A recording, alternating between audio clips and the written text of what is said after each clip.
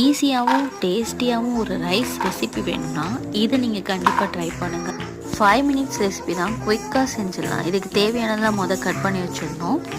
Hot sauce, soya sauce, tomato ketchup இதெல்லாம் தனியாக எடுத்து வச்சுக்கோங்க. அப்புறம் ஒரு பேனில் எண்ணெய் ஊற்றிக்கோங்க. கொஞ்சோண்டு சீரகம், அப்புறம் வெள்ளைப்பூ. இது நல்லா பொரிஞ்சோடனே நம்ம வெட்டி வச்சுருக்க வெங்காயம், தக்காளி, பீன்ஸ், பச்சை மிளகாய் போட்டுக்கோங்க. தேவையான அளவு உப்பு, மஞ்சள் தூள், மிளகாத்தூள் இதெல்லாம் சேர்த்துக்கோங்க. அப்புறம் பீஃப் ஸ்டாக் அது 2 சேர்த்துக்கோங்க. அப்புறம் எல்லாத்தையும் ஓரமாக ஒதுக்கிட்டு 2 முட்டையும் போட்டு நல்லா மிக்ஸ் பண்ணிடுங்க. நம்ம தனியாக வேக வச்சுருக்க ரைஸை இதோட மிக்ஸ் பண்ணுறதுக்காக தான்.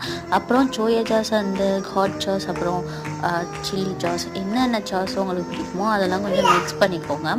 லாஸ்ட்டாக பெப்பர், ரைஸ் எல்லாத்தையும் போட்டு மிக்ஸ் பண்ணி கொத்தமல்லி போட்டு சர்வ் பண்ணுங்கள்.